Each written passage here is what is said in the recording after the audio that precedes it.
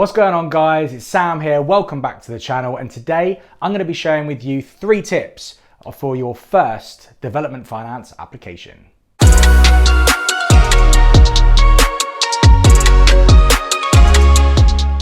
Hi guys, welcome back. Now before we get started on my 3 tips for your first development finance application, please don't forget to subscribe to the channel if you haven't already. It really helps me grow the channel and get my message out and get these videos out to as many people as we possibly can. Now, before we get started on my 3 tips for your first development finance application, let's just talk a little bit about what development finance actually is, because a lot of people just think that it's a little bit like a bridging loan. Well, guess what, guys? It's actually not. It's in the same family, it's short-term funding, but it's not a bridging loan. A bridging loan is quite a quick, simple way of getting some cash pretty quickly for a new purchase, whereas development finance is a little bit more specialist, if I'm completely honest. There's a lot more involved in the application process and it will take a little bit longer. So if you're going in and putting in offers on development sites and you're telling them it's going to take you 3 to 4 weeks to complete, I'm really sorry to burst your bubble, guys, but that's just not going to happen. It honestly isn't. I wish that it would, but it's not. There's a lot more that goes into the process of applying for a development finance loan, and you can actually find a video that I did on this a few weeks ago all about the process of applying for a development finance loan. I'll put that in the link in the description below. So without any further ado, let's kick off with my 3 tips for your first development finance loan. So my first tip is all about experience. Yes, if you've watched any videos before of mine talking about development finance, you will have heard me use the E word on more than a number of occasions. It's so important. And when it comes to actually going to a lender and putting forward a funding proposal for you, as a broker, it's really important. It's probably one of the first things actually that we talk about when discussing your particular proposal with a prospective lender. And there's a few different types of experience that we need to take into account. And this point is really important because this will actually allow you to make your application or your proposal look maybe a little bit better than it might ordinarily do.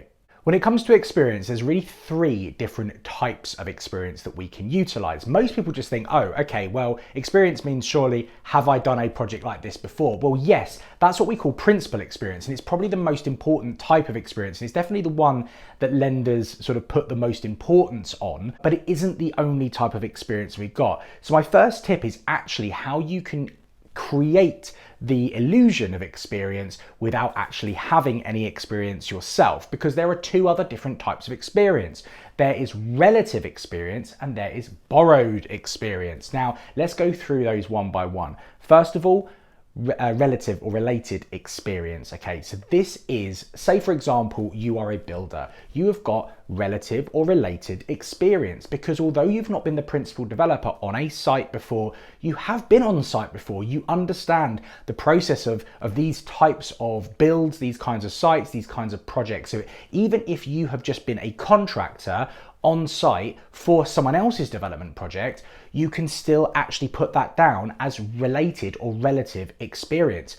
I myself as a broker, I deal with lenders every single day of the week. I deal with development sites every single day of the week. I could put my experience down as related experience. So every single site that you've worked on, in whichever capacity it might be, in whichever type of field that you're in, we can actually utilize that to give the lender a little bit more comfort that you're not just Joe Bloggs off the street dealing with their first ever development finance deal or the first ever development deal. Okay, we can use related or relative experience to increase the lender's comfort that you actually know what you're doing. The second is borrowed experience. Now, you might be thinking, well, what the hell is borrowed experience? Well, there's actually 2 ways that we can utilize borrowed experience to aid your development finance application.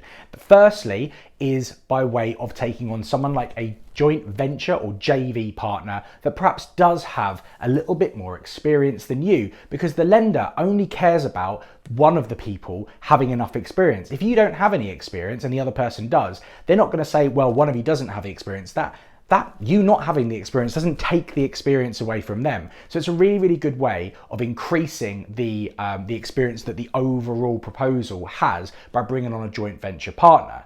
The other way is by utilizing a really experienced contractor. Now, when I'm speaking to a lot of first-time developers, some of them don't really like the idea of having to spend lots of money on a really top level contractor. They're taught on property courses, do it yourself, get your hands dirty, try things. Well, absolutely not. That couldn't be worse advice if you tried, okay? Find a really good contractor that can project manage the entire project from start to finish. Because guess what, guys? When we're going and we're speaking to development finance lenders, what are they going to like more? You getting your hands dirty and trying things out, or you going to using a contractor, a project manager that's going to run things from start to finish, and effectively you're going to be doing this at arm's length. I know which one I'd be more comfortable with if I was lending you some money, so I'll leave you to work that out.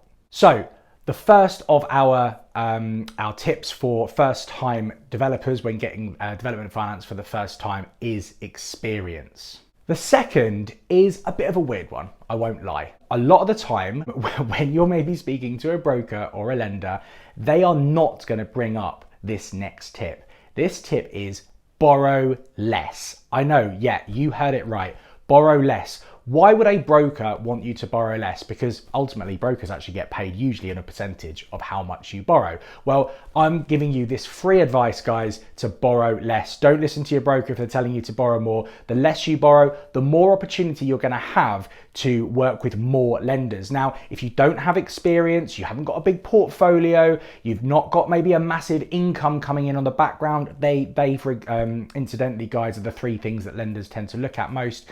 If you are able to put more money into the project yourself, this actually gives lenders more comfort. If you think about it, the less that they're lending you as a proportion of the overall value of the site, the less risky it is, and the more they're likely to take your lack of experience or lack of assets as not too much of an issue. So borrowing less not only will open up far more lending options for you, but it will also have a lesser impact on your bottom line profits. Because yes, okay, there are going to be people watching this going, yeah, but Sam, if I've got a load of money sitting in an account elsewhere, what if another site comes up? We call that opportunity cost. You're limiting your opportunity cost by putting more money into, or you're increasing your opportunity cost, I should say, by putting more money into this site.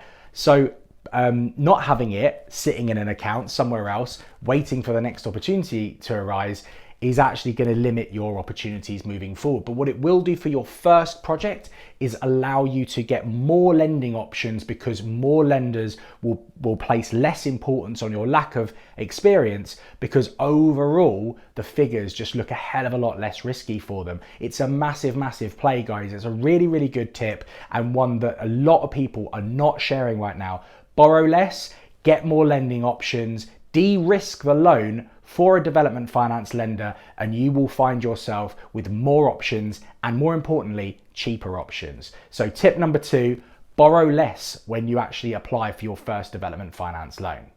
And here we are, guys, tip number 3. This is an awesome one. So when we are coming to think about what we're going to do at the end of the project, a lot of the time your exit strategy, which is what we call how you are going to repay your development finance loan, will probably fall into one of two categories. One, you're going to refinance your entire project and maybe keep it as part of a portfolio. Say you're building a block of 10 flats, you might want to keep those, rent them all out and take the rental income, in which case we'll put a big multi-unit freehold block mortgage onto that block, and you'll be good to go. You pull some money out, pay off the development finance, and you'll hold that asset long term. But my third tip actually comes if you want to sell the project. Now, lenders place a lot of importance on exit strategy, because if you think about it, it's at that point that they are getting their money back. Now, for development finance lenders, when they're thinking about lending you money, they're thinking about when they're going to get their money back, how likely is it that they're going to get their money back, how soon are they going to get their money back,